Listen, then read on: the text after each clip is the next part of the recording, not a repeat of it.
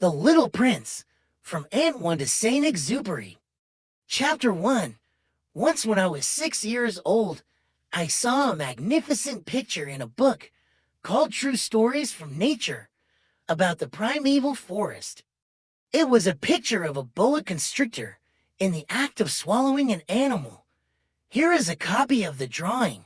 In the book it said, boa constrictors swallow their prey whole without chewing it. After that they are not able to move, and they sleep through the 6 months that they need for digestion. I pondered deeply, then, over the adventures of the jungle. And after some work with a colored pencil, I succeeded in making my first drawing. My drawing number 1, it looked like this. I showed my masterpiece to the grown-ups and asked them whether the drawing frightened them. But they answered, "Frightened? Why should anyone be frightened by a hat?" My drawing was not a picture of a hat. It was a picture of a boa constrictor digesting an elephant. But since the grown-ups were not able to understand it, I made another drawing. I drew the inside of the boa constrictor so that the grown-ups could see it clearly. They always need to have things explained. My drawing number 2 looked like this. The grown-ups' response, this time, was to advise me to lay aside my drawings of boa constrictors, whether from the inside or the outside, and devote myself instead to geography, history, arithmetic, and grammar. That is why, at the age of 6, I gave up what might have been a magnificent career as a painter. I had been disheartened by the failure of my drawing number 1 and my drawing number 2. Grown-ups never understand anything by themselves, and it is tiresome for children to be always and forever explaining things to them. So then I chose another profession and learned to pilot airplanes. I have flown a little over all parts of the world, and it is true that geography has been very useful to me. At a glance, I can distinguish China from Arizona. If one gets lost in the night, such knowledge is valuable. In the course of this life, I have had a great many encounters with a great many people who have been concerned with matters of consequence. I have lived a great deal among grown-ups. I have seen them intimately, close at hand, and that hasn't much improved my opinion of them.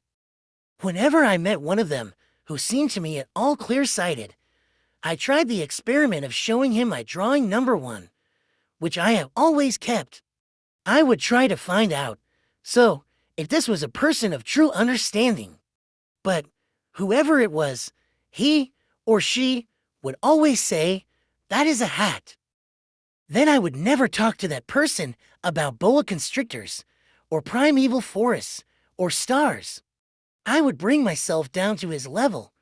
I would talk to him about bridge, and golf, and politics, and neckties. And the grown-up would be greatly pleased to have met such a sensible man. Chapter 2. So I lived my life alone, without anyone that I could really talk to, until I had an accident with my plane in the desert of Sahara, 6 years ago. Something was broken in my engine, and as I had with me neither a mechanic nor any passengers, I set myself to attempt the difficult repairs all alone. It was a question of life or death for me. I had scarcely enough drinking water to last a week. The first night, then, I went to sleep on the sand, 1,000 miles from any human habitation. I was more isolated than a shipwrecked sailor on a raft in the middle of the ocean. Thus you can imagine my amazement at sunrise when I was awakened by an odd little voice. It said, "If you please, draw me a sheep." What? Draw me a sheep? I jumped to my feet, completely thunderstruck. I blinked my eyes hard. I looked carefully all around me, and I saw a most extraordinary small person who stood there examining me with great seriousness.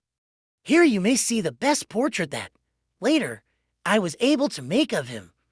But my drawing, that, however, is not my fault. The grown-ups discouraged me in my painter's career when I was 6 years old, and I never learned to draw anything, except boas from the outside and boas from the inside. Now I stared at this sudden apparition, with my eyes fairly starting out of my head in astonishment. Remember, I had crashed in the desert 1,000 miles from any inhabited region. And yet my little man seemed neither to be straying uncertainly among the sands, nor to be fainting from fatigue, or hunger, or thirst, or fear. Nothing about him gave any suggestion of a child lost in the middle of the desert, 1,000 miles from any human habitation. When at last I was able to speak, I said to him, "But what are you doing here?" And in answer he repeated, very slowly, as if he were speaking of a matter of great consequence, "If you please, draw me a sheep ... double quotes." When a mystery is too overpowering, one dare not disobey. Absurd as it might seem to me, 1,000 miles from any human habitation, and in danger of death, I took out of my pocket a sheet of paper and my fountain pen. But then I remembered how my studies had been concentrated on geography, history, arithmetic, and grammar, and I told the little chap a little crossly, too, that I did not know how to draw. He answered me, "That doesn't matter. Draw me a sheep ... double quotes." But I had never drawn a sheep. So I drew for him one of the two pictures I had drawn so often. It was that of the boa constrictor from the outside, and I was astounded to hear the little fellow greet it with, "No, no, no, I do not want an elephant inside a boa constrictor. A boa constrictor is a very dangerous creature, and an elephant is very cumbersome. Where I live, everything is very small. What I need is a sheep. Draw me a sheep." So then I made a drawing. He looked at it carefully.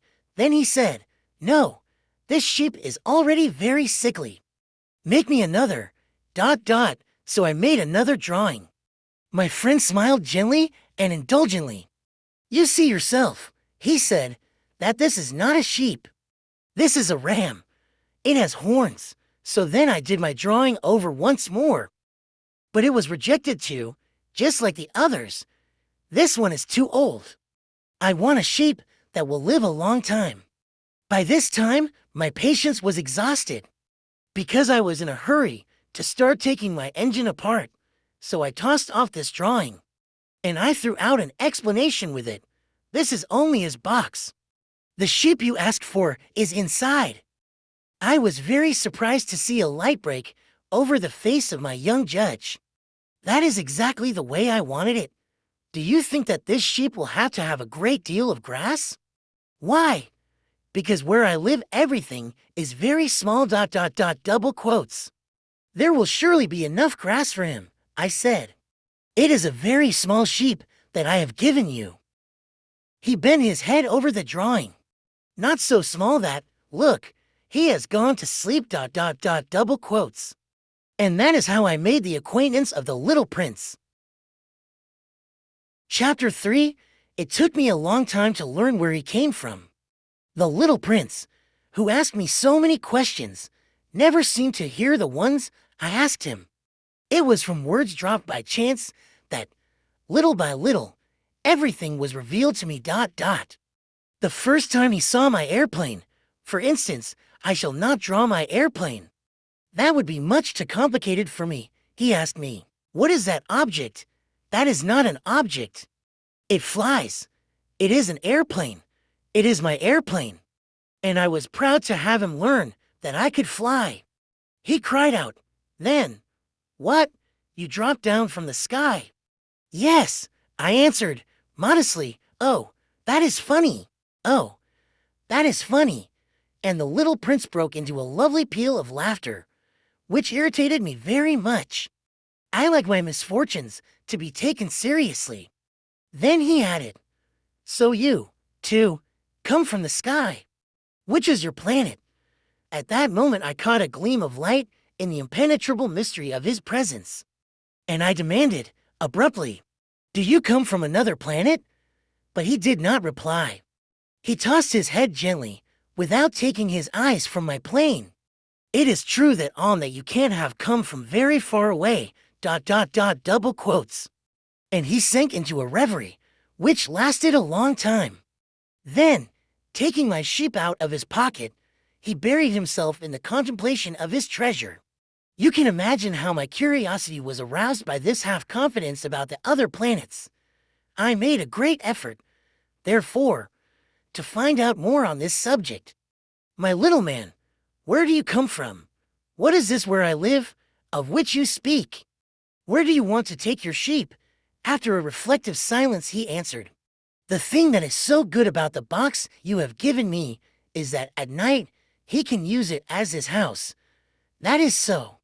And if you are good, I will give you a string, too, so that you can tie him during the day, and a post to tie him to.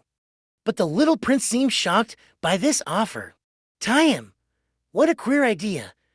But if you don't tie him, I said, he will wander off somewhere and get lost. My friend broke into another peal of laughter. But where do you think he would go? Anywhere, straight ahead of him. Then the little prince said, earnestly, That doesn't matter. Where I live, everything is so small. And, with perhaps a hint of sadness, he added, Straight ahead of him, nobody can go very far. Chapter 4. I had thus learned a second fact of great importance. This was that the planet the little prince came from was scarcely any larger than a house. But that did not really surprise me much. I knew very well that in addition to the great planets, such as the Earth, Jupiter, Mars, Venus, to which we have given names, there are also hundreds of others, some of which are so small that one has a hard time seeing them through the telescope. When an astronomer discovers one of these, he does not give it a name, but only a number. He might call it, for example, asteroid 325. I have serious reason to believe that the planet from which the little prince came is the asteroid known as B612. This asteroid has only once been seen through the telescope. That was by a Turkish astronomer in 1909. On making his discovery, the astronomer had presented it to the International Astronomical Congress in a great demonstration. But he was in Turkish costume, and so nobody would believe what he said. Grown-ups are like that Fortunately, however, for the reputation of asteroid B612, a Turkish dictator made a law that his subjects, under pain of death, should change to European costume. So in 1920, the astronomer gave his demonstration all over again, dressed with impressive style and elegance. And this time, everybody accepted his report. If I have told you these details about the asteroid and made a note of its number for you, it is on account of the grown-ups and their ways. When you tell them that you have made a new friend, they never ask you any questions about essential matters.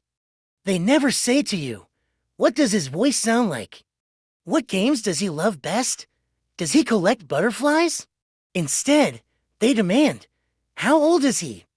How many brothers has he? How much does he weigh? How much money does his father make? Only from these figures do they think they have learned anything about him. If you were to say to the grown-ups, I saw a beautiful house made of rosy brick, with geraniums in the windows and doves on the roof, they would not be able to get any idea of that house at all. You would have to say to them, I saw a house that cost $20,000. Then they would exclaim, Oh, what a pretty house that is. Just so, you might say to them, the proof that the little prince existed is that he was charming, that he laughed, and that he was looking for a sheep. If anybody wants a sheep, that is a proof that he exists. And what good would it do to tell them that? They would shrug their shoulders and treat you like a child. But if you said to them, the planet he came from is asteroid B612, then they would be convinced and leave you in peace from their questions. They are like that. One must not hold it against them. Children should always show great forbearance toward grown-up people. But certainly, for us who understand life, figures are a matter of indifference. I should have liked to begin the story in the fashion of the fairy tales. I should have liked to say, once upon a time, there was a little prince who lived on a planet that was scarcely any bigger than himself, and who had need of a sheep ... double quotes. To those who understand life, that would have given a much greater air of truth to my story. For I do not want anyone to read my book carelessly. I have suffered too much grief in setting down these memories. 6 years have already passed since my friend went away from me with his sheep. If I try to describe him here, it is to make sure that I shall not forget him. To forget a friend is sad. Not everyone has had a friend. And if I forget him, I may become like the grown-ups who are no longer interested in anything but figures. It is for that purpose, again, that I have bought a box of paints and some pencils. It is hard to take up drawing again at my age, when I have never made any pictures except those of the boa constrictor from the outside and the boa constrictor from the inside, since I was 6. I shall certainly try to make my portraits as true to life as possible, but I am not at all sure of success. One drawing goes along all right, and another has no resemblance to its subject. I make some errors, too, in the little prince's height. In one place, he is too tall, and in another too short. And I feel some doubts about the colors of his costume. So I fumble along as best I can, now good, now bad, and I hope generally fare to middling. In certain more important details, I shall make mistakes, also. But that is something that will not be my fault. My friend never explained anything to me. He thought, perhaps, that I was like himself. But I, alas, do not know how to see sheep through the walls of boxes. Perhaps I am a little like the grown-ups. I have had to grow old. Chapter 5. As each day passed, I would learn, in our talk, something about the little prince's planet, his departure from it, his journey. The information would come very slowly, as it might chance to fall from his thoughts. It was in this way that I heard, on the 3rd day, about the catastrophe of the baobabs. This time, once more, I had the sheep to thank for it. For the little prince asked me abruptly, as if seized by a grave doubt, "It is true, isn't it, that sheep eat little bushes?" "Yes, that is true." "Ah, I am glad." I did not understand why it was so important that sheep should eat little bushes. But the little prince added, "Then it follows that they also eat baobabs?" I pointed out to the little prince that baobabs were not little bushes, but, on the contrary, trees as big as castles. And that even if he took a whole herd of elephants away with him, the herd would not eat up one single baobab.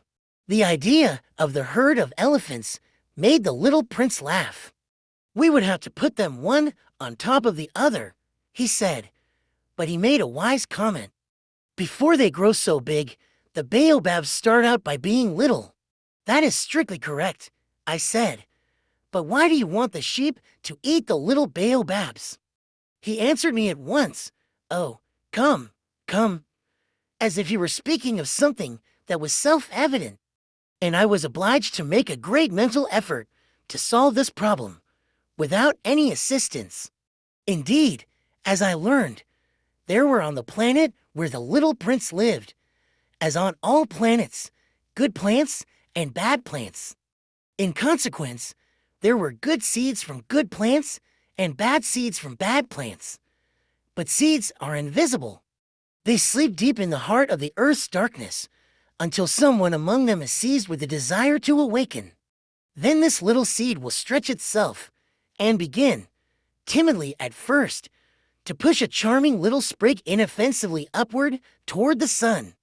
If it is only a sprout of radish or the sprig of a rose bush, one would let it grow wherever it might wish. But when it is a bad plant, one must destroy it as soon as possible, the very first instant that one recognizes it. Now there were some terrible seeds on the planet that was the home of the little prince. And these were the seeds of the baobab. The soil of that planet was infested with them. A baobab is something you will never be able to get rid of if you attend to it too late. It spreads over the entire planet. It bores clear through it with its roots. And if the planet is too small, and the baobabs are too many, they split it in pieces. It is a question of discipline, the little prince said to me later on. When you've finished your own toilet in the morning, then it is time to attend to the toilet of your planet. Just so, with the greatest care, you must see to it that you pull up regularly all the baobabs at the very first moment when they can be distinguished from the rose bushes, which they resemble so closely, in their earliest youth. It is very tedious work, the little prince added, but very easy. And one day, he said to me, "You ought to make a beautiful drawing, so that the children where you live can see exactly how all this is. That would be very useful to them if they were to travel someday. Sometimes," he added, "there is no harm in putting off a piece of work until another day. But when it is a matter of baobabs, that always means a catastrophe. I knew a planet that was inhabited by a lazy man. He neglected 3 little bush ... So, as the little prince described it to me, I have made a drawing of that planet. I do not much like to take the tone of a moralist, but the danger of the baobabs is so little understood, and such considerable risks would be run by anyone who might get lost on an asteroid, that for once I am breaking through my reserve. Children, I say plainly, watch out for the baobabs. My friends, like myself, have been skirting this danger for a long time, without ever knowing it. And so it is for them that I have worked so hard over this drawing. The lesson which I pass on by this means is worth all the trouble it has cost me. Perhaps you will ask me, why are there no other drawing in this book as magnificent and impressive as this drawing of the baobabs? The reply is simple.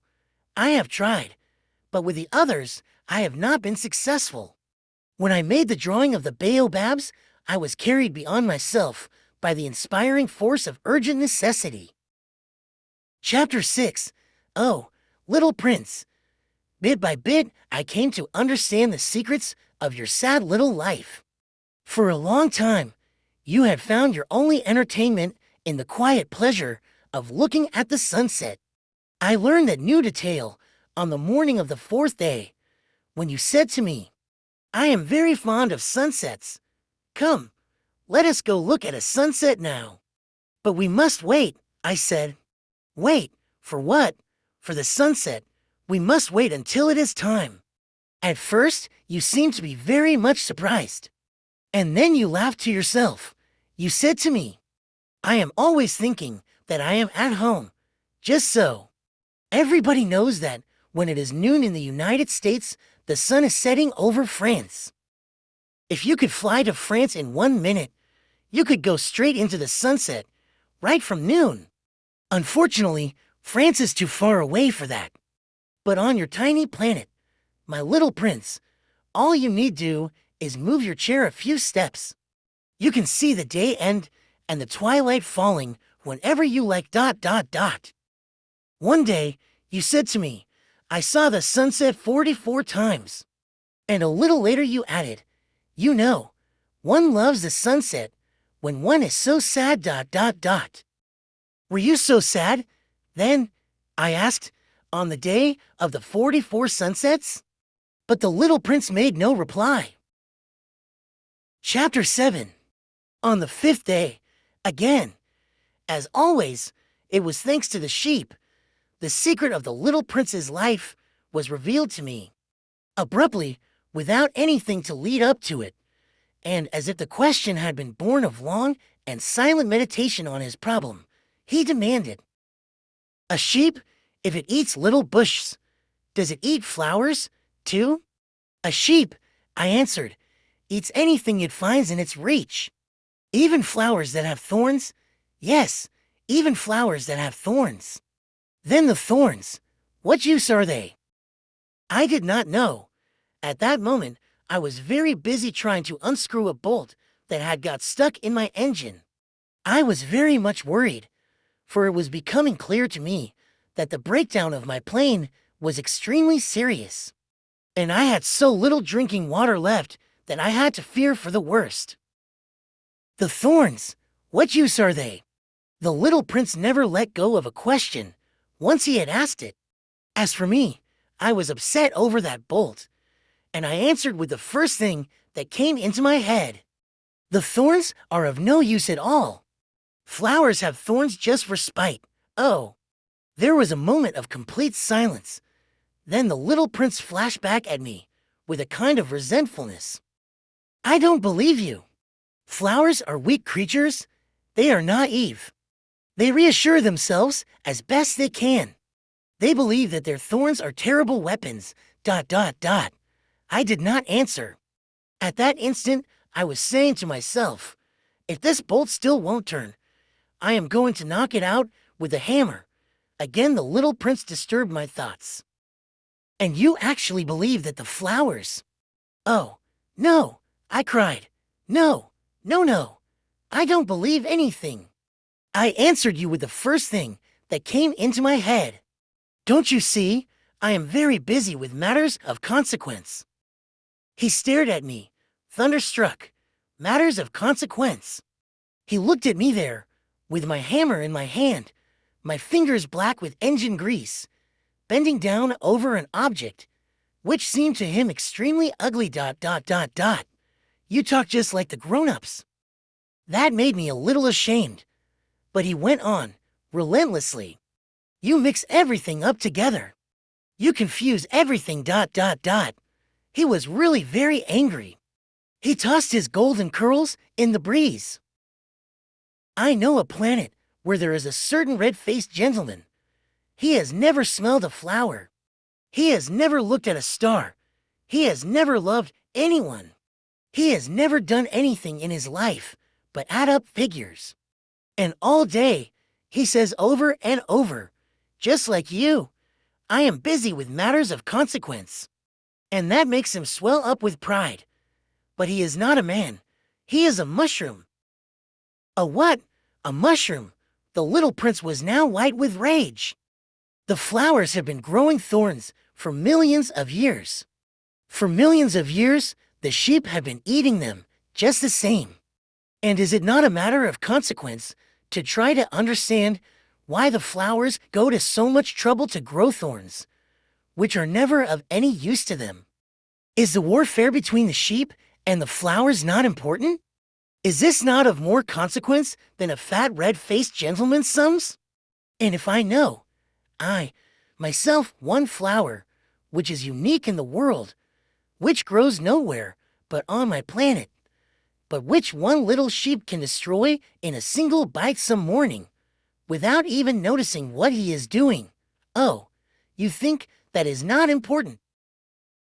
His face turned from white to red as he continued.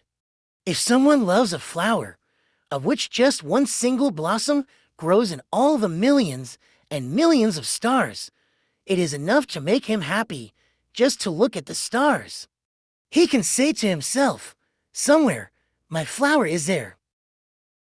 But if the sheep eats the flower, in one moment all his stars will be darkened. And you think that is not important? He could not say anything more. His words were choked by sobbing. The night had fallen. I had let my tools drop from my hands. Of what moment now was my hammer, my bolt, or thirst, or death? On one star, one planet, my planet, the Earth, there was a little prince to be comforted. I took him in my arms and rocked him. I said to him, the flower that you love is not in danger. I will draw you a muzzle for your sheep. I will draw you a railing to put around your flower. I will. I did not know what to say to him. I felt awkward and blundering. I did not know how I could reach him, where I could overtake him and go on hand in hand with him once more. It is such a secret place, the land of terrors.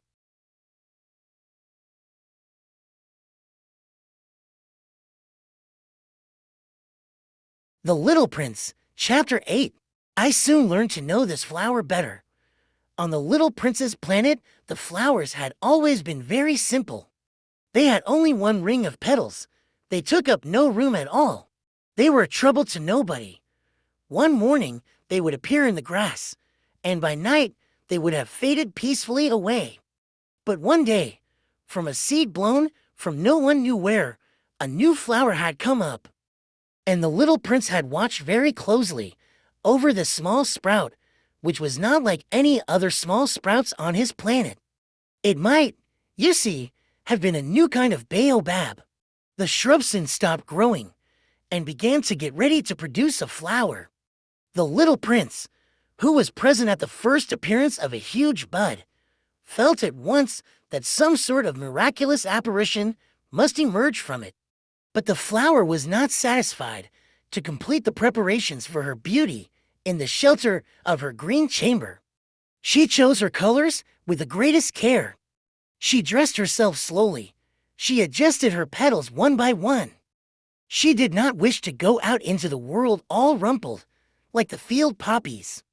It was only in the full radiance of her beauty that she wished to appear. Oh, yes, she was a coquettish creature, and her mysterious adornment lasted for days and days.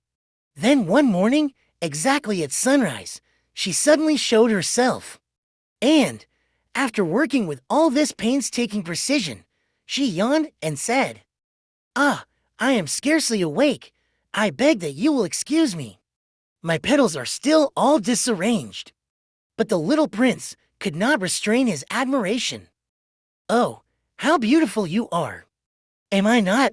the flower responded sweetly. "And I was born at the same moment as the sun." The little prince could guess easily enough that she was not any too modest, but how moving and exciting she was. "I think it is time for breakfast," she added an instant later.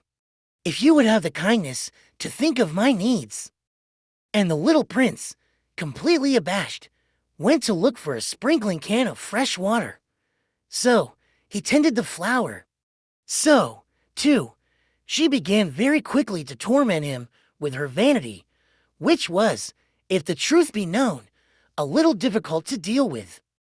One day, for instance, when she was speaking of her for thorns, she said to the little prince, "Let the tigers come with their claws." "There are no tigers on my planet," the little prince objected. "And, anyway, tigers do not eat weeds." "I am not a weed," the flower replied, sweetly. "Please excuse me." "I am not at all afraid of tigers," she went on, "but I have a horror of drafts. I suppose you wouldn't have a screen for me?" "A horror of drafts? That is bad luck for a plant," remarked the little prince, and added to himself, "This flower is a very complex creature. At night, I want you to put me under a glass globe. It is very cold where you live, in the place I came from." But she interrupted herself at that point. She had come in the form of a seed. She could not have known anything of any other worlds.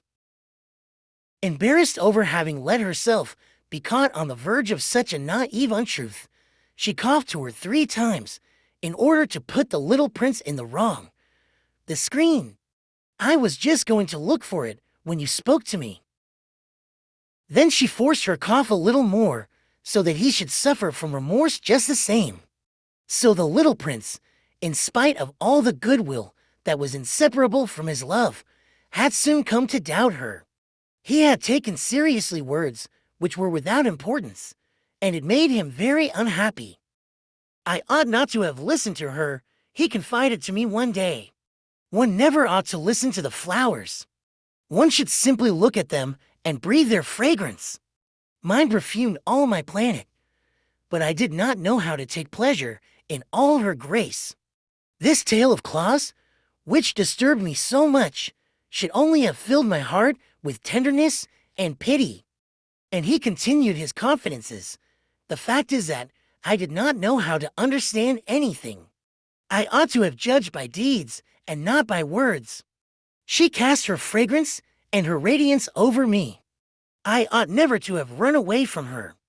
I ought to have guessed all the affection that lay behind her poor little stratagems. Flowers are so inconsistent. but I was too young to know how to love her.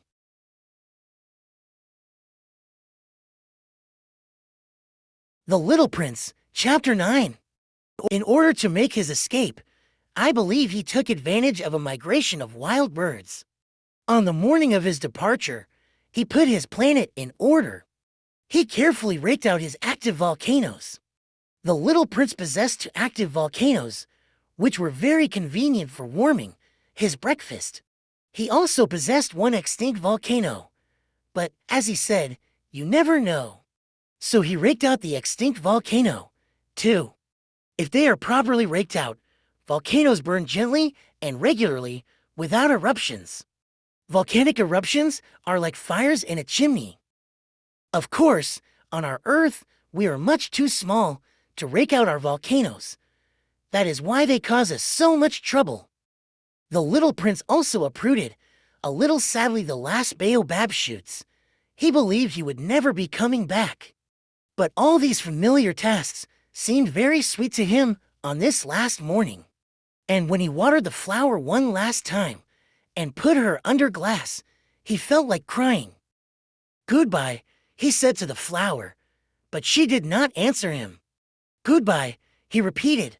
The flower coughed, but not because she had a cold. I've been silly, she told him at last. I ask your forgiveness. Try to be happy. He was surprised that there were no reproaches. He stood there, quite bewildered, holding the glass bell in midair. He failed to understand this calm sweetness.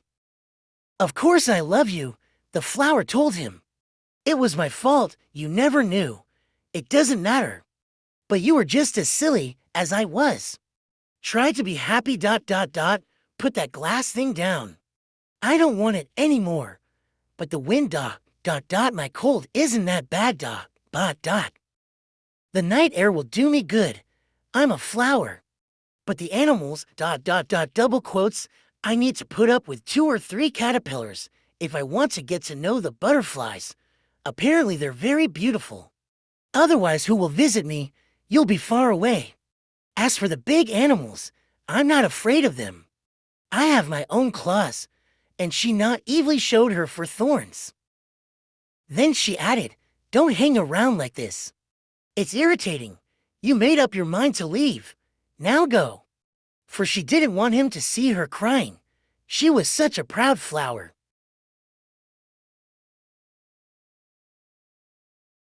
The Little Prince, Chapter 10.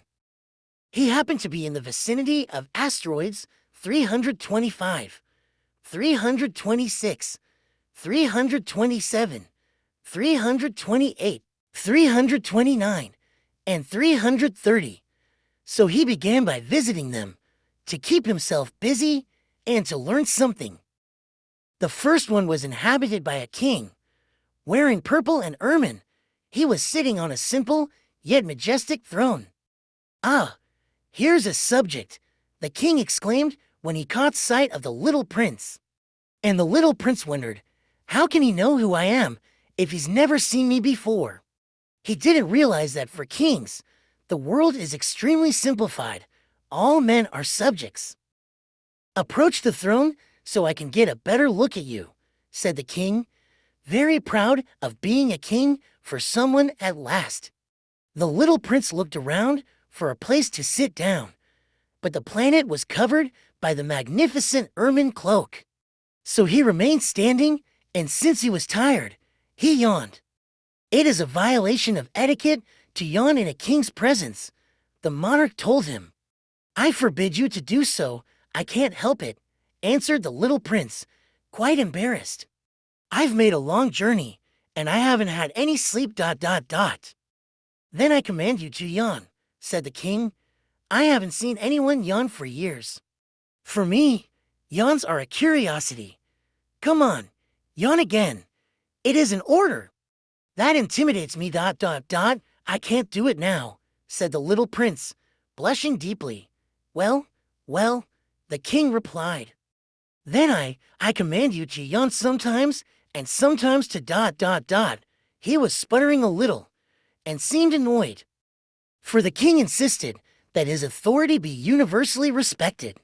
He would tolerate no disobedience, being an absolute monarch. But since he was a kindly man, all his commands were reasonable. If I were to command, he would often say, if I were to command a general to turn into a seagull, and if the general did not obey, that would not be the general's fault. It would be mine. May I sit down? The little prince timidly inquired. I command you to sit down, the king replied, majestically gathering up a fold of his ermine robe. But the little prince was wondering. The planet was tiny. Over what could the king really reign? Sire, double quotes, he ventured. Excuse me for asking. I command you to ask. The king hastened to say, Sire, double quotes, over what do you reign? Over everything, the king answered, with great simplicity. Over everything. With a discreet gesture, the king pointed to his planet, to the other planets, and to the stars. Over all that? Asked the little prince. Over all that, double quotes, the king answered.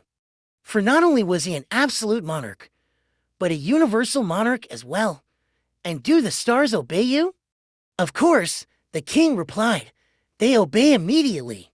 I tolerate no insubordination. Such power amazed the little prince.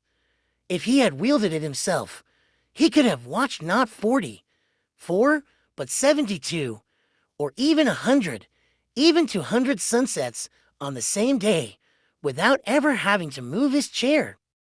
And since he was feeling rather sad, on account of remembering his own little planet, which he had forsaken, he ventured to ask a favor of the king. I'd like to see a sunset, do me a favor, your majesty.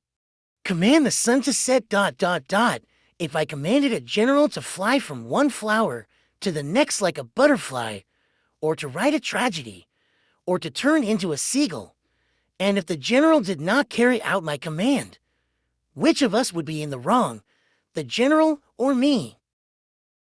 You would be, said the little prince, quite firmly. Exactly. One must command from each what each can perform, the king went on. Authority is based first of all upon reason. If you command your subjects to jump in the ocean, there will be a revolution. I am entitled to command obedience because my orders are reasonable. Then my sunset, insisted the little prince, who never let go of a question once he had asked it. You shall have your sunset. I shall command it. But I shall wait, according to my science of government, until conditions are favorable. And when will that be? Inquired the little prince. Well, replied the king, first consulting a large calendar. Well, that will be around around. That will be tonight around 7:40, and you'll see how well I am obeyed. The little prince yawned. He was regretting his lost sunset. And besides, he was already growing a little bored. I have nothing further to do here, he told the king. I'm going to be on my way. Do not leave, answered the king, who was so proud of having a subject. Do not leave. I shall make you my minister. A minister of what? Of of justice. But there's no one here to judge. You never know, the king told him.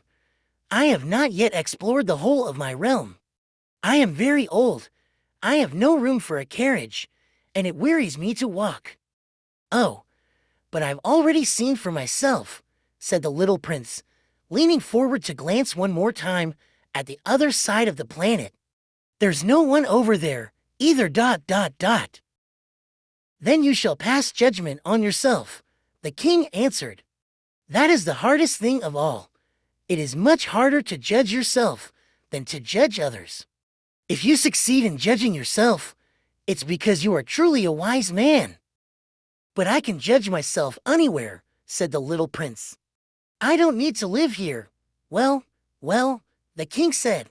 I have good reason to believe that there is an old rat living somewhere on my planet. I hear him at night. You could judge that old rat. From time to time, you will condemn him to death.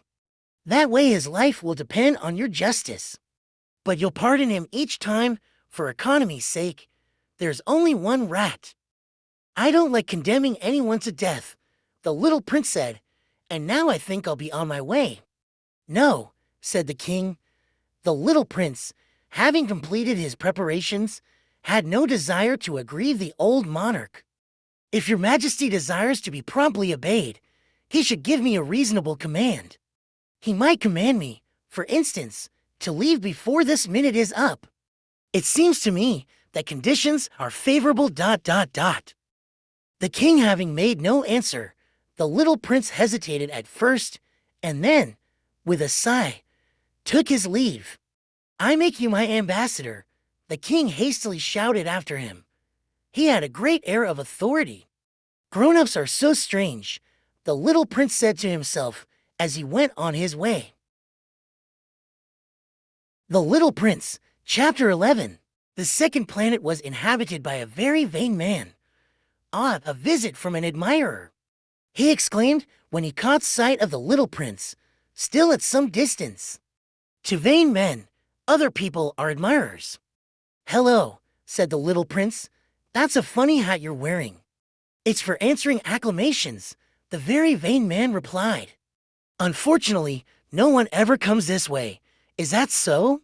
Said the little prince, who did not understand what the vain man was talking about.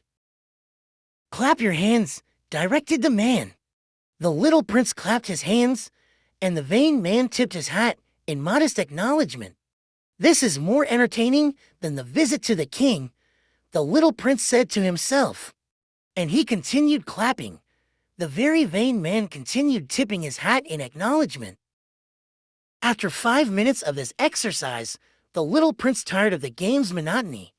And what would make the hat fall off? He asked, but the vain man did not hear him. Vain men never hear anything but praise. Do you really admire me a great deal? He asked the little prince. What does that mean? Admire.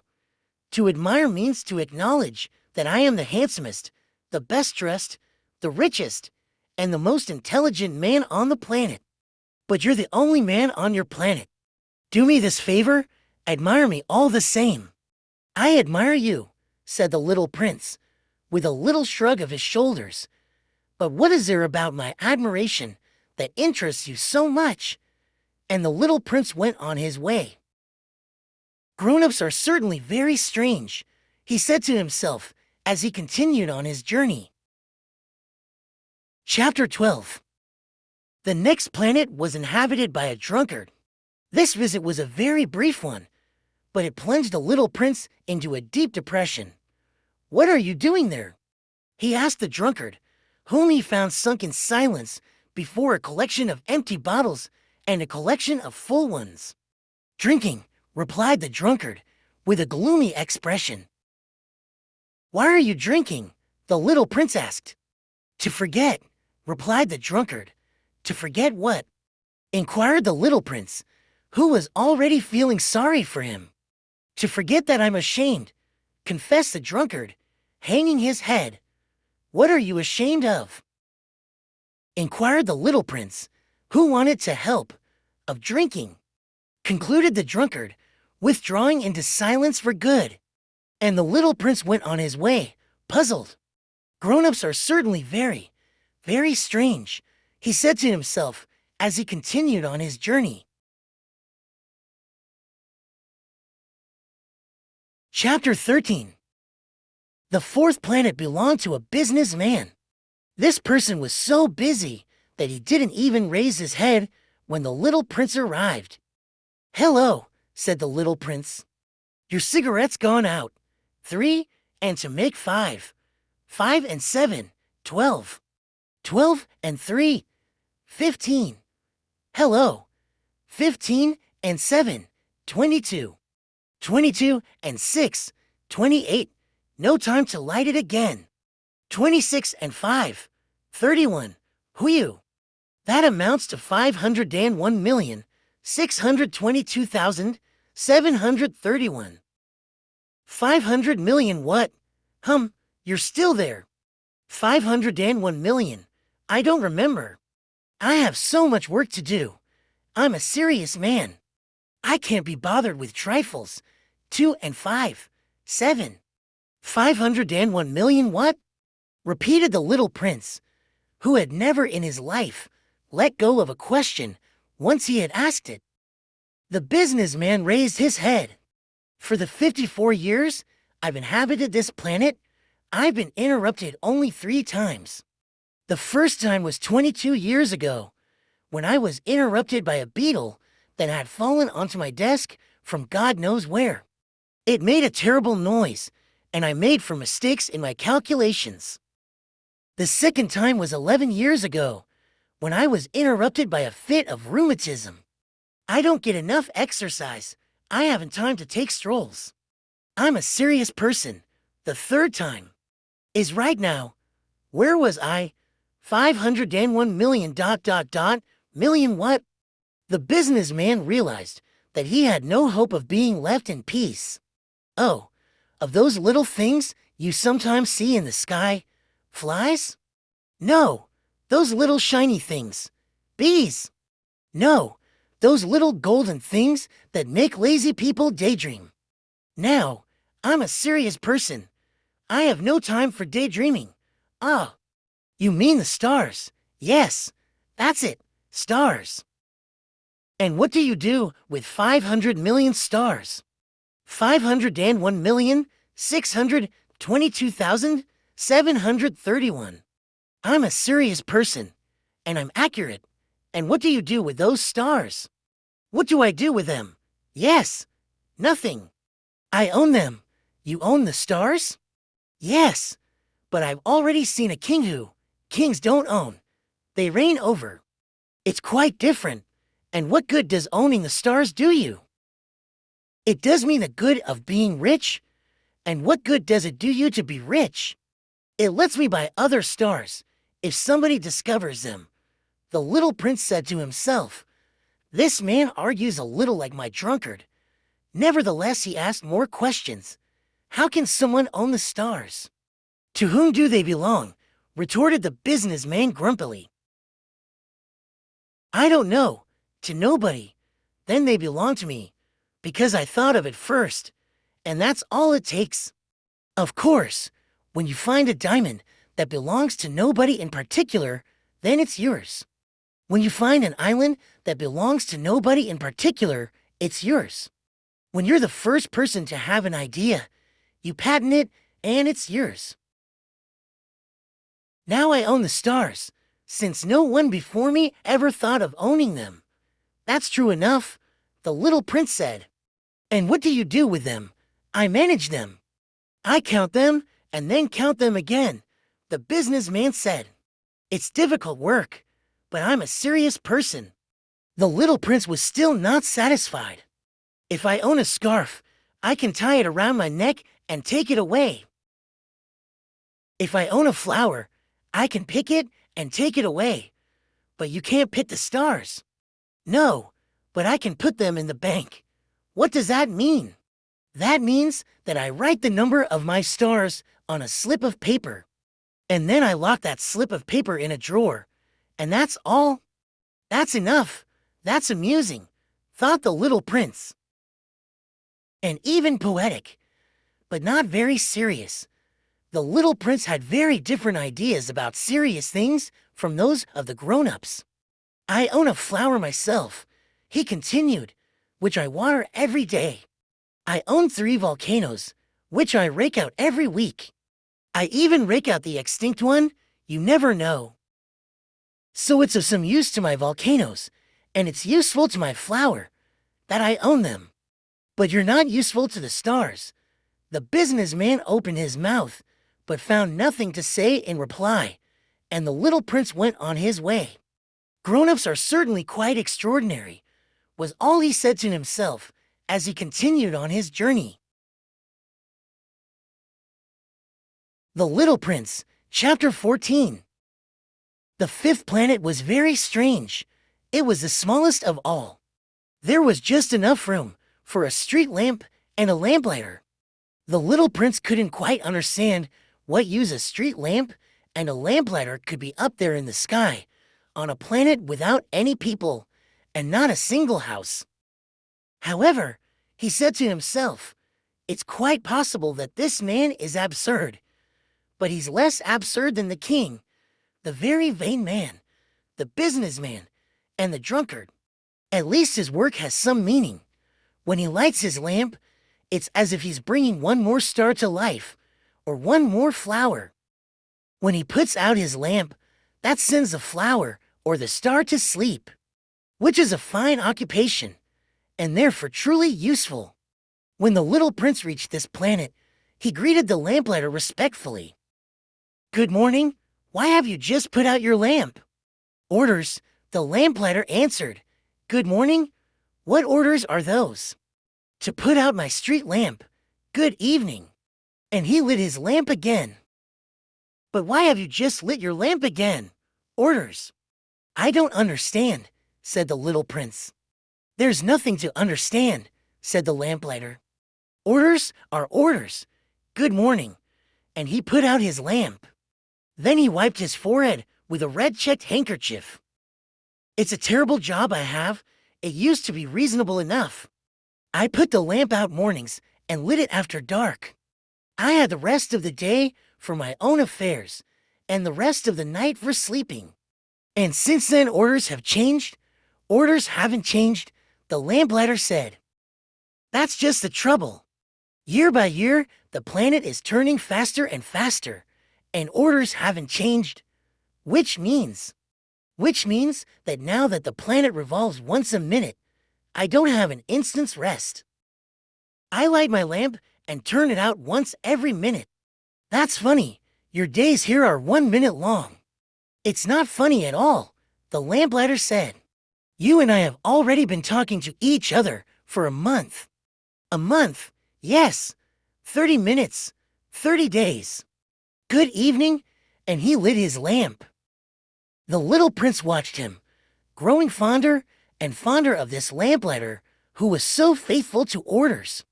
He remembered certain sunsets that he himself used to follow in other days, merely by shifting his chair. He wanted to help his friend. You know, I can show you a way to take a rest whenever you want to. I always want to rest, the lamplighter said, for it is possible to be faithful and lazy at the same time. The little prince continued, your planet is so small that you can walk around it in 3 strides. All you have to do is walk more slowly, and you'll always be in the sun. When you want to take a rest, just walk ... and the day will last as long as you want it to. What good does that do me? The lamplighter said, when the one thing in life I want to do is sleep. Then you're out of luck, said the little prince. I am, said the lamplighter. Good morning, and he put out his lamp. Now that man, the little prince said to himself as he continued on his journey, that man would be despised by all the others, by the king, by the very vain man, by the drunkard, by the businessman. Yet he's the only one who doesn't strike me as ridiculous. Perhaps it's because he's thinking of something beside himself. He heaved a sigh of regret and said to himself, again, that man is the only one I might have made my friend, but his planet is really too small. There's not room for 2 ... double quotes. What the little prince dared not admit was that he most regretted leaving the planet, because it was blessed with 1,440 sunsets every 24 hours. Chapter 15. The 6th planet was 10 times bigger than the last.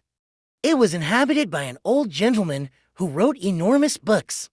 Ah, here comes an explorer, he exclaimed when he caught sight of the little prince, who was feeling a little winded and sat down on the desk. He had already traveled so much and so far. Where do you come from? The old gentleman asked him. What's that big book? Asked the little prince. What do you do with it? I'm a geographer, the old gentleman answered. And what's a geographer? A scholar who knows where the seas are, and the rivers, the cities, the mountains, and the deserts. That is very interesting, the little prince said. Here at last is someone who has a real profession. And he gazed around him at the geographer's planet. He had never seen a planet so majestic. Your planet is very beautiful, he said. Does it have any oceans? I couldn't say, said the geographer. Oh, the little prince was disappointed. And mountains? I couldn't say, said the geographer. And cities and rivers and deserts? I couldn't tell you that either, the geographer said. But you're a geographer. That's right, said the geographer, but I'm not an explorer. There's not one explorer on my planet. A geographer doesn't go out to describe cities, rivers, mountains, seas, oceans, and deserts. A geographer is too important to go wandering about. He never leaves his study, but he receives the explorers there. He questions them, and he writes down what they remember. And if the memories of one of the explorers seem interesting to him, then the geographer conducts an inquiry into that explorer's moral character. Why is that? Because an explorer who told lies would cause disasters in the geography books, as would an explorer who drank too much. Why is that? The little prince asked again. Because drunkards see double, and the geographer would write down to mountains where there was only one. I know someone, said the little prince, who would be a bad explorer, possibly.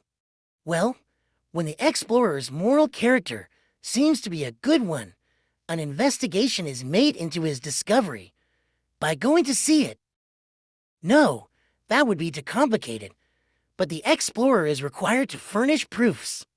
For instance, if he claims to have discovered a large mountain, he is required to bring back large stones from it. The geographer suddenly grew excited. But you come from far away. You're an explorer. You must describe your planet for me. And the geographer, having opened his logbook, sharpened his pencil. Explorers' reports are first recorded in pencil. Ink is used only after proofs have been furnished. Well, said the geographer expectantly. Oh, where I live, said the little prince, is not very interesting. It's so small. I have 3 volcanoes, 2 active and 1 extinct. But you never know, said the geographer. One also have a flower. We don't record flowers, the geographer said. Why not? It's the prettiest thing. Because flowers are ephemeral. What does ephemeral mean? Geographies, said the geographer, are the finest books of all. They never go out of fashion. It is extremely rare for a mountain to change position. It is extremely rare for an ocean to be drained of its water. We write eternal things. But extinct volcanoes can come back to life, the little prince interrupted. What does ephemeral mean? Whether volcanoes are extinct or active comes down to the same thing for us, said the geographer. For us, what counts is the mountain. That doesn't change. But what does ephemeral mean?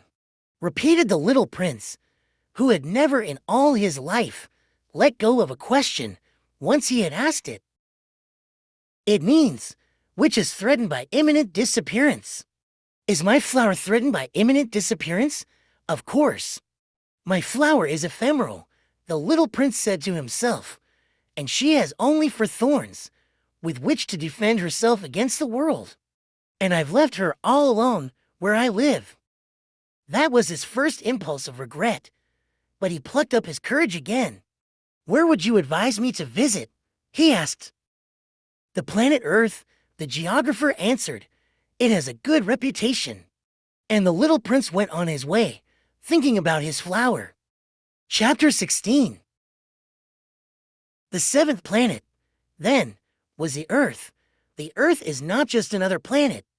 It contains 111 kings including, of course, the African kings, 7,000 geographers, 900,000 businessmen, 7.5 million drunkards, 311 million vain men. In other words, about 2 billion grown-ups. To give you a notion of the Earth's dimensions, I can tell you that before the invention of electricity, it was necessary to maintain, over the whole of 6 continents, a veritable army of 462,511 lamplighters.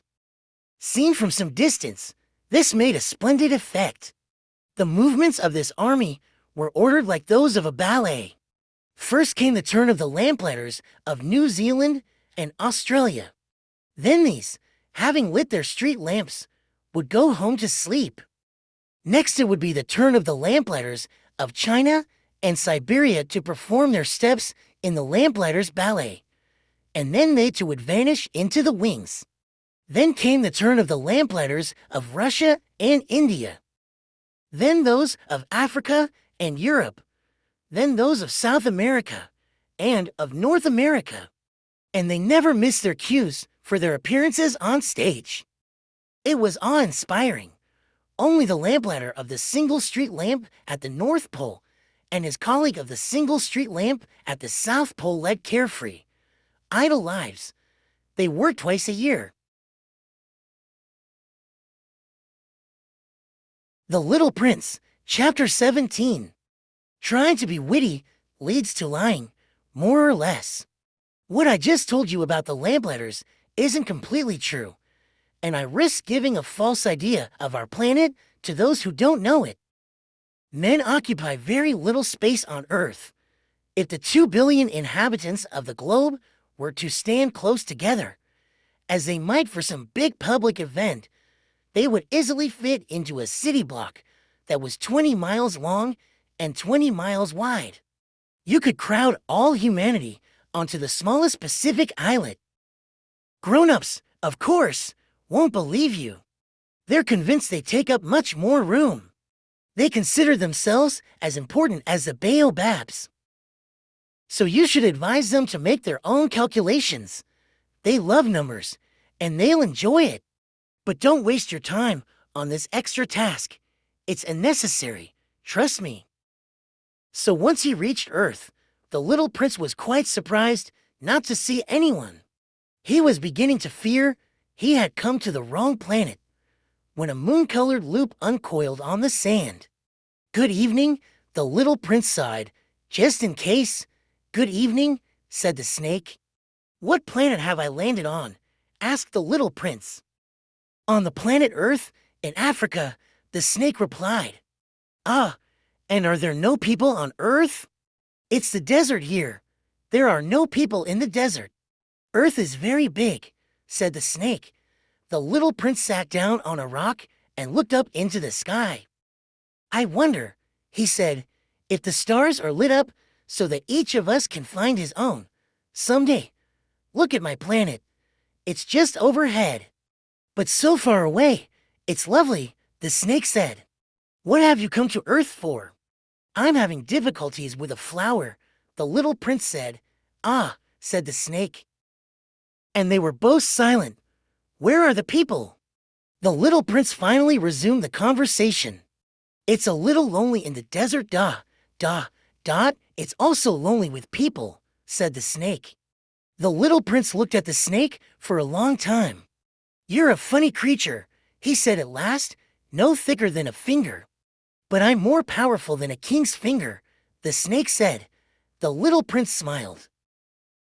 "You're not very powerful, you don't even have feet. You couldn't travel very far. I can take you further than a ship," the snake said. He coiled around the little prince's ankle like a golden bracelet. "Anyone I touch, I send back to the land from which he came," the snake went on. "But you're innocent, and you come from a star, the little prince made no reply. "I feel sorry for you, being so weak on this granite Earth," said the snake. "I can help you, someday, if you grow to homesick for your planet. Oh, I understand just what you mean," said the little prince. "But why do you always speak in riddles?" "I solved them all," said the snake, and they were both silent. Chapter 18. The little prince crossed the desert and encountered only one flower. A flower with 3 petals, a flower of no consequence, dot, dot, dot, dot. Good morning, said the little prince. Good morning, said the flower. Where are the people? The little prince inquired politely. The flower had one day seen a caravan passing. People? There are 6 or 7 of them, I believe, in existence. I caught sight of them years ago. But you never know where to find them. The wind blows them away. They have no roots, which hampers them a good deal. Goodbye, said the little prince. Goodbye, said the flower. Chapter 19. The little prince climbed a high mountain. The only mountains he had ever known were the 3 volcanoes, which came up to his knee, and he used the extinct volcano as a footstool. From a mountain as high as this one, he said to himself, I'll get a view of the whole planet and all the people on it, dot, dot, dot. But he saw nothing but rocky peaks as sharp as needles. Hello, he said, just in case. Hello, dot, dot, dot, double quotes. Hello, dot, dot, dot, double quotes. Hello, dot, dot, dot, double quotes. The echo answered. Who are you? Asked the little prince. Who are you? Who are you? Who are you? Dot, dot, dot, double quotes. The echo answered. Let's be friends. I'm lonely, he said. I'm lonely, dot, dot. I'm lonely, dot, dot. I'm lonely, dot, dot, dot, double quotes. The echo answered. What a peculiar planet, he thought. It's all dry and sharp and hard. And people here have no imagination. They repeat whatever you say to them. Where I live, I had a flower. She always spoke first, dot, dot, dot. Chapter 20. Chapter 20. But it so happened that the little prince, having walked a long time through sand and rocks and snow, finally discovered a road. And all roads go to where there are people. Good morning, he said. It was a blossoming rose garden. Good morning, said the roses. The little prince gazed at them. All of them looked like his flower. Who are you? He asked, astounded. We're roses, the roses said. Ah, said the little prince. And he felt very unhappy. His flower had told him she was the only one of her kind in the whole universe. And here were 5,000 of them, all just alike, in just one garden. She would be very annoyed, he said to himself. If she saw this dot, dot, dot, double quotes, she would cough terribly and pretend to be dying to avoid being laughed at. And I'd have to pretend to be nursing her. Otherwise, she'd really let herself die in order to humiliate me. And then he said to himself, I thought I was rich because I had just one flower, and all I own is an ordinary rose. That and my 3 volcanoes, which come up to my knee, one of which may be permanently extinct. It doesn't make me much of a prince, dot, dot, dot, double quotes, and he lay down in the grass and wept.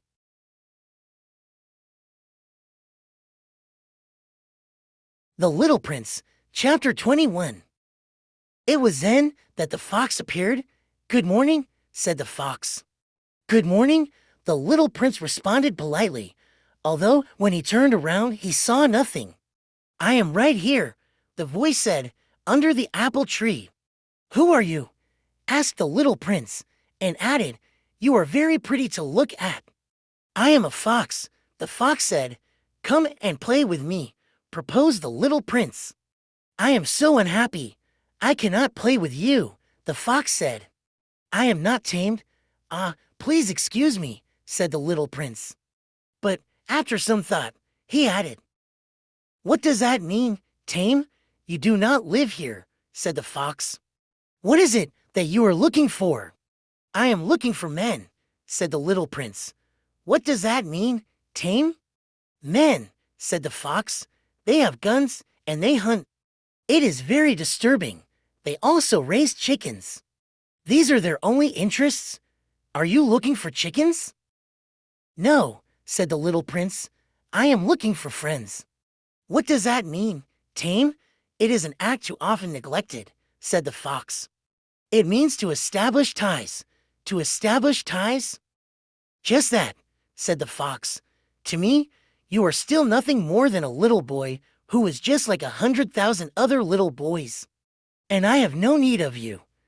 And you, on your part, have no need of me. To you, I am nothing more than a fox like 100,000 other foxes. But if you tame me, then we shall need each other. To me, you will be unique in all the world. To you, I shall be unique in all the world. I am beginning to understand, said the little prince. There is a flower, I think, that she has tamed me. It is possible, said the fox. On the earth one sees all sorts of things. Oh, but this is not on the earth, said the little prince. The fox seemed perplexed and very curious. On another planet? Yes. Are there hunters on that planet? No. Ah, that is interesting. Are there chickens? No. Nothing is perfect, sighed the fox, but he came back to his idea. My life is very monotonous, the fox said. I hunt chickens. Men hunt me. All the chickens are just alike, and all the men are just alike. And, in consequence, I am a little bored. But if you tame me, it will be as if the sun came to shine on my life. I shall know the sound of a step that will be different from all the others. Other steps send me hurrying back underneath the ground. Yours will call me, like music, out of my burrow. And then look, you see the grain fields down yonder. I do not eat bread. Wheat is of no use to me. The wheat fields have nothing to say to me. And that is sad. But you have hair that is the color of gold. Think how wonderful that will be when you have tamed me. The grain, which is also golden, will bring me back the thought of you. And I shall love to listen to the wind in the wheat. The fox gazed at the little prince for a long time. Please tame me, he said. I want to, very much, the little prince replied.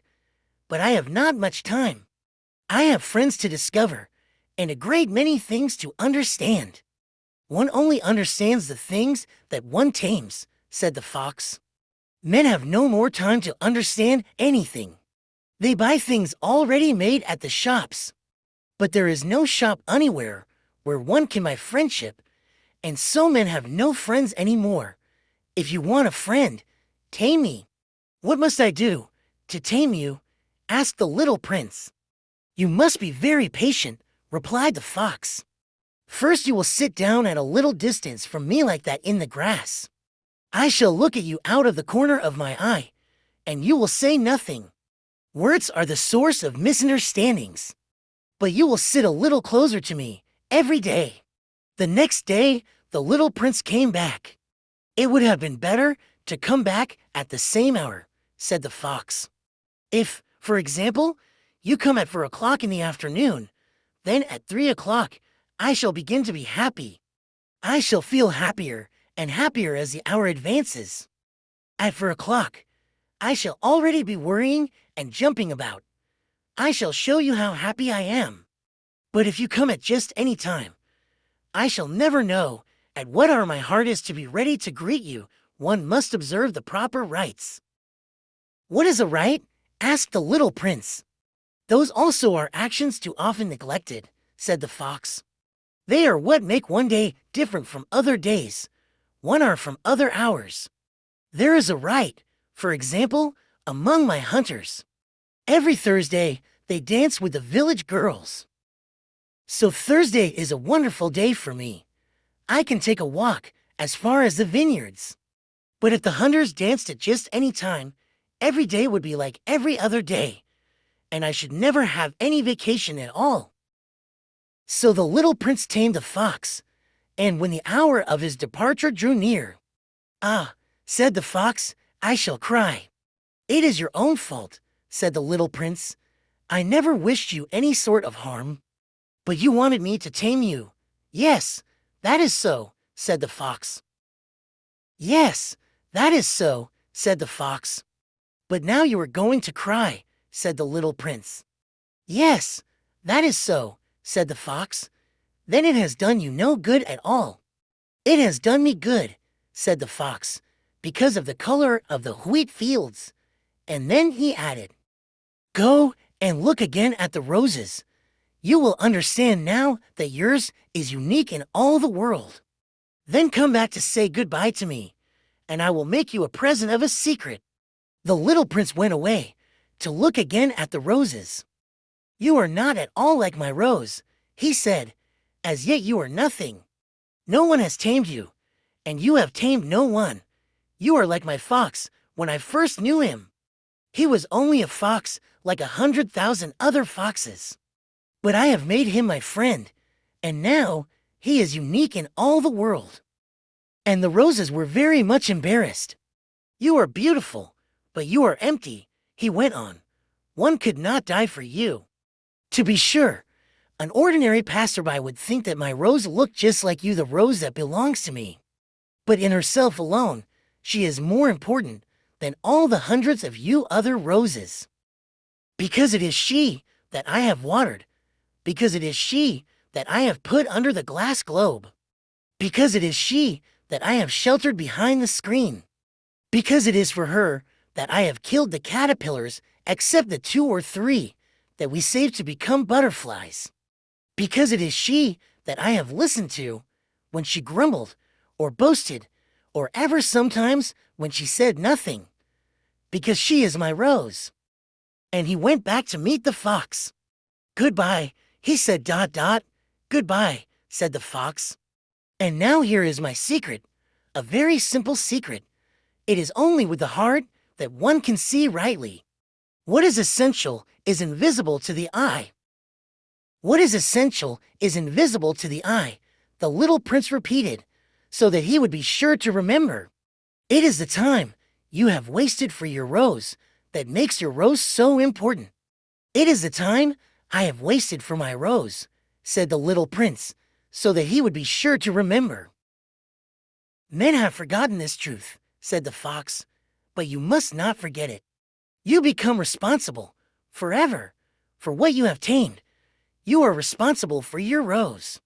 "I am responsible for my rose," the little prince repeated, so that he would be sure to remember. Chapter 22. "Good morning," said the little prince. "Good morning," said the railway switchman. "What do you do here?" the little prince asked. "I sort out travelers in bundles of 1,000, said the switchman. "I send off the trains that carry them, now to the right, now to the left." And a brilliantly lighted express train shook the switchman's cabin as it rushed by with a roar like thunder. "They are in a great hurry," said the little prince. "What are they looking for?" "Not even the locomotive engineer knows that," said the switchman. And a second brilliantly lighted express thundered by in the opposite direction. "Are they coming back already?" demanded the little prince. "These are not the same ones," said the switchman. "It is an exchange. Were they not satisfied where they were?" asked the little prince. "No one is ever satisfied where he is," said the switchman. And they heard the roaring thunder of a third brilliantly lighted express. "Are they pursuing the first travelers?" demanded the little prince. "They are pursuing nothing at all," said the switchman. "They are asleep in there, or if they are not asleep, they are yawning. Only the children are flattening their noses against the window panes. Only the children know what they are looking for," said the little prince. "They waste their time over a rag doll, and it becomes very important to them. And if anybody takes it away from them, they cry. They are lucky," the switchman said.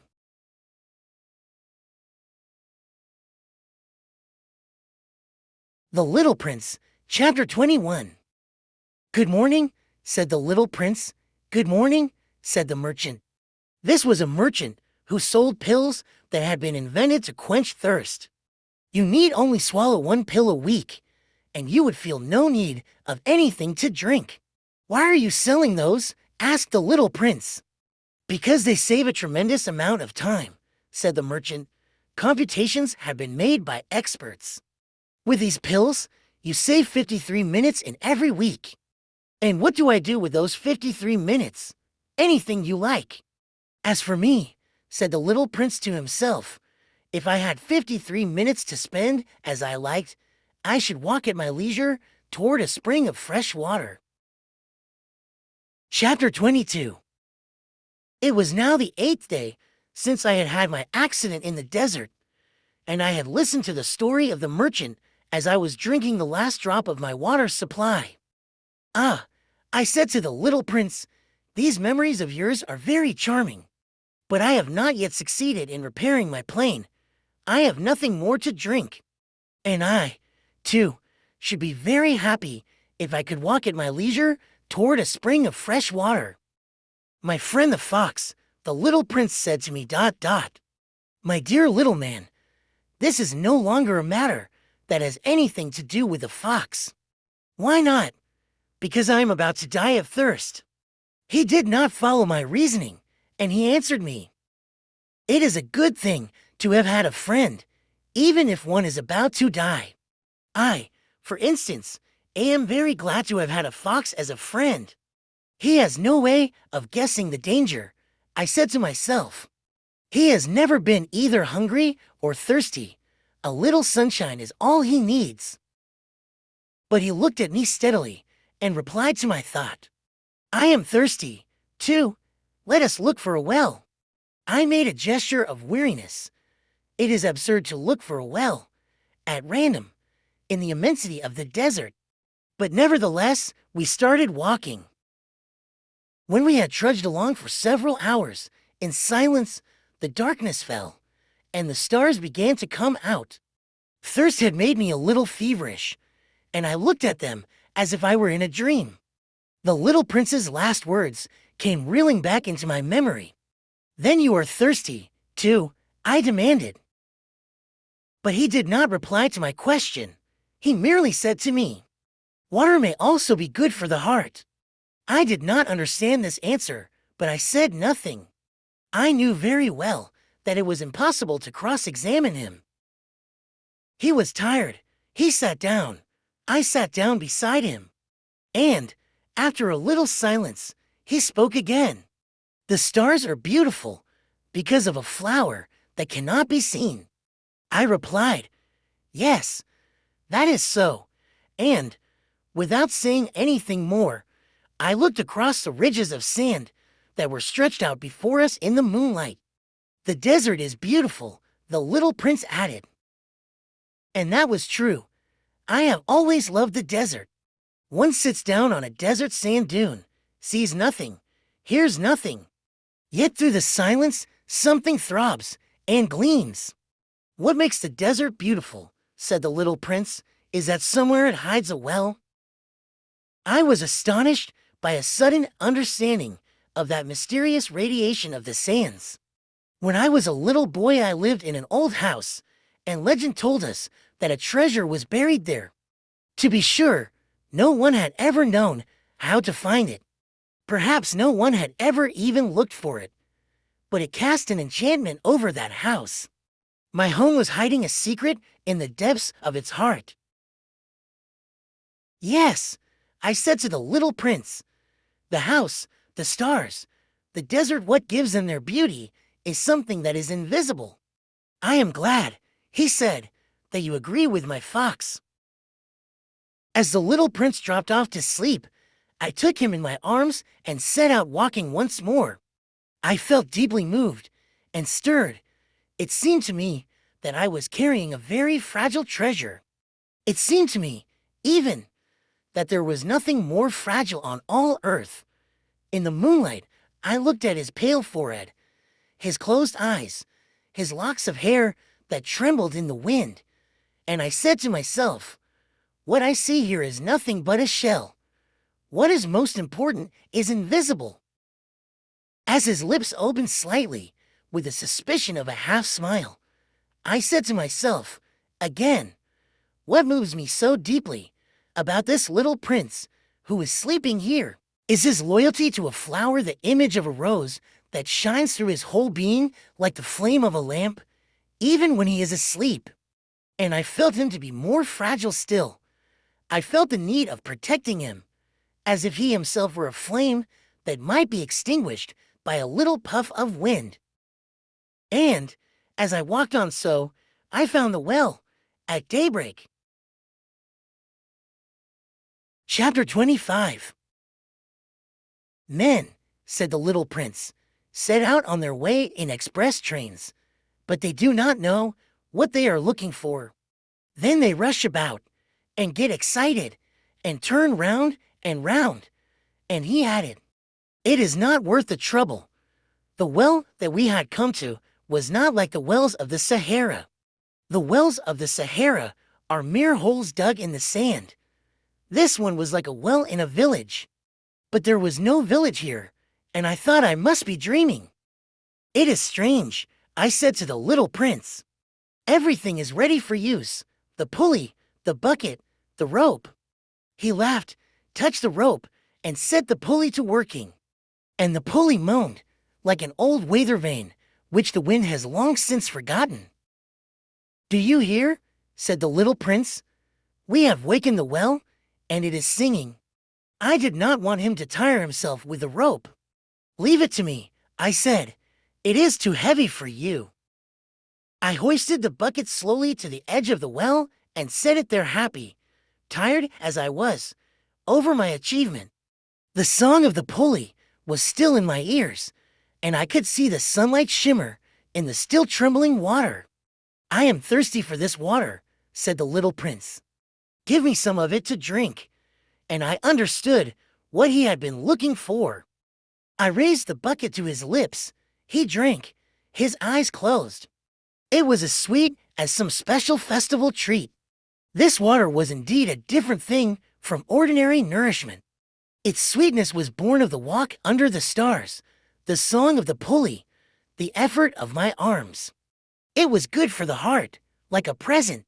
When I was a little boy, the lights of the Christmas tree, the music of the midnight mass, the tenderness of smiling faces, used to make up, so, the radiance of the gifts I received.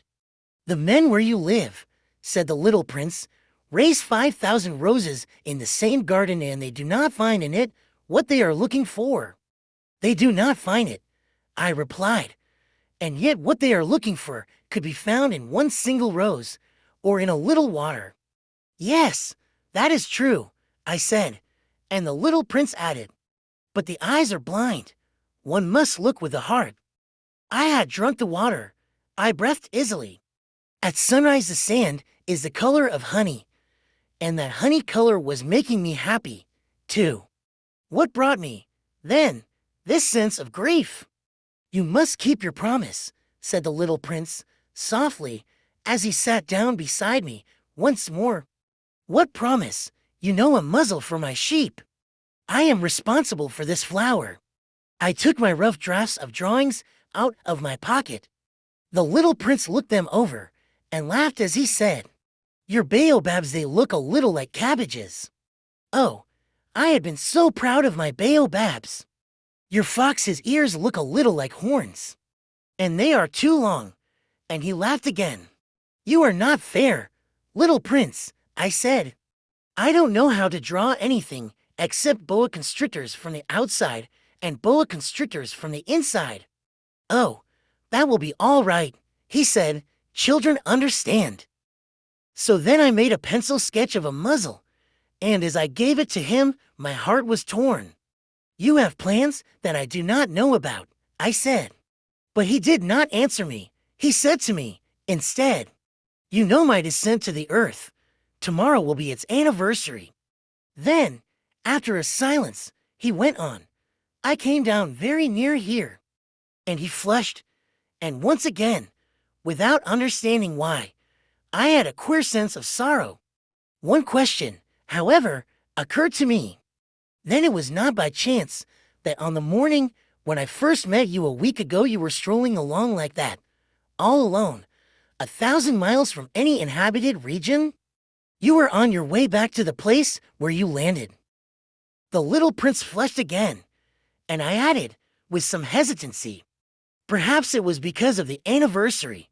The little prince flushed once more. He never answered questions, but when one flushes, does that not mean yes? "Ah," I said to him, "I am a little frightened."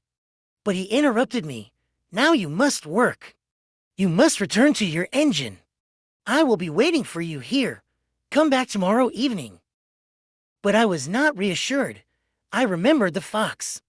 One runs the risk of weeping a little if one lets himself be tamed. The Little Prince, Chapter 26. Beside the well, there was a ruin of an old stone wall. When I came back from my work, the next evening, I saw from some distance away my little Prince sitting on top of a wall, with his feet dangling. And I heard him say, "Then you don't remember. This is not the exact spot." Another voice must have answered him, for he replied to it, "Yes, yes, it is the right day, but this is not the place." I continued my walk toward the wall. At no time did I see or hear anyone. The little prince, however, replied once again, "Exactly. You will see where my track begins, in the sand. You have nothing to do, but wait for me there. I shall be there tonight." I was only 20 meters from the wall, and I still saw nothing. After a silence, the little prince spoke again. "You have good poison? You are sure that it will not make me suffer too long?" I stopped in my tracks, my heart torn asunder, but still I did not understand. "Now go away," said the little prince. "I want to get down from the wall." I dropped my eyes. Then, to the foot of the wall, and I leaped into the air. There before me, facing the little prince, was one of those yellow snakes that take just 30 seconds to bring your life to an end. Even as I was digging into my pocket to get out my revolver, I made a running step back. But at the noise I made, the snake let himself flow easily across the sand like the dying spray of a fountain, and, in no apparent hurry, disappeared with a light metallic sound among the stones. I reached the wall just in time to catch my little man in my arms. His face was white as snow. "What does this mean?" I demanded. "Why are you talking with snakes?" I had loosened the golden muffler that he always wore. I had moistened his temples and had given him some water to drink. And now I did not dare ask him any more questions. He looked at me very gravely and put his arms around my neck. I felt his heart beating like the heart of a dying bird, shot with someone's rifle. "I am glad that you have found what was the matter with your engine," he said. "Now you can go back home." "How do you know about that?" I was just coming to tell him that my work had been successful, beyond anything that I had dared to hope. He made no answer to my question, but he added, "I, too, am going back home today." Then, sadly, "It is much farther, it is much more difficult." I realized clearly that something extraordinary was happening. I was holding him close in my arms, as if he were a little child. And yet it seemed to me that he was rushing headlong toward an abyss from which I could do nothing to restrain him. His look was very serious, like someone lost far away. "I have your sheep, and I have the sheep's box, and I have the muzzle." And he gave me a sad smile. I waited a long time. I could see that he was reviving little by little. "Dear little man," I said to him, "you are afraid." He was afraid. There was no doubt about that. But he laughed lightly. "I shall be much more afraid this evening." Once again, I felt myself frozen by the sense of something irreparable. And I knew that I could not bear the thought of never hearing that laughter any more. For me, it was like a spring of fresh water in the desert. "Little man," I said, "I want to hear you laugh again." But he said to me, "Tonight, it will be a year. My star, then, can be found right above the place where I came to the earth a year ago." "Little man," I said, "tell me that it is only a bad dream, this affair of the snake, and the meeting place, and the star." But he did not answer my plea. He said to me, instead, "The thing that is important is the thing that is not seen." Yes, I know.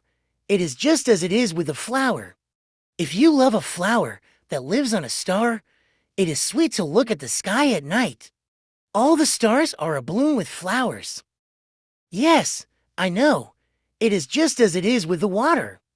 Because of the pulley and the rope, what you gave me to drink was like music. You remember how good it was. Yes, I know. And at night, you will look up at the stars. Where I live, everything is so small that I cannot show you where my star is to be found. It is better, like that. My star will just be one of the stars, for you. And so you will love to watch all the stars in the heavens. They will all be your friends, and, besides, I am going to make you a present. Chapter 27. And now 6 years have already gone by. I have never yet told this story. The companions who met me on my return were well content to see me alive. I was sad, but I told them, I am tired. Now my sorrow is comforted a little, that is to say not entirely. But I know that he did go back to his planet, because I did not find his body at daybreak. It was not such a heavy body, and at night I love to listen to the stars. It is like 500 million little bells. But there is one extraordinary thing. When I drew the muzzle for the little prince, I forgot to add the leather strap to it. He will never have been able to fasten it on his sheep. So now I keep wondering, what is happening on his planet? Perhaps the sheep has eaten the flour. At one time, I say to myself, surely not. The little prince shuts his flour under her glass globe every night, and he watches over his sheep very carefully. Then I am happy, and there is sweetness in the laughter of all the stars. But at another time, I say to myself, at some moment or other, one is absent-minded, and that is enough. On some one evening, he forgot the glass globe, or the sheep got out, without making any noise, in the night. And then the little bells are changed to tares. Here, then, is a great mystery. For you who also love the little prince, and for me, nothing in the universe can be the same if somewhere, we do not know where, a sheep that we never saw has yes or no eaten a rose. Look up at the sky. Ask yourselves, is it yes or no? Has the sheep eaten the flour? And you will see how everything changes. And no grown-up will ever understand that this is a matter of so much importance. This is, to me, the loveliest and saddest landscape in the world. It is the same as that on the preceding page, but I have drawn it again to impress it on your memory. It is here that the little prince appeared on earth and disappeared. Look at it carefully so that you will be sure to recognize it in case you travel someday to the African desert. And if you should come upon this spot, please do not hurry on. Wait for a time, exactly under the star. Then, if a little man appears who laughs, who has golden hair, and who refuses to answer questions, you will know who he is. If this should happen, please comfort me. Send me word that he has come back. Thank you for watching.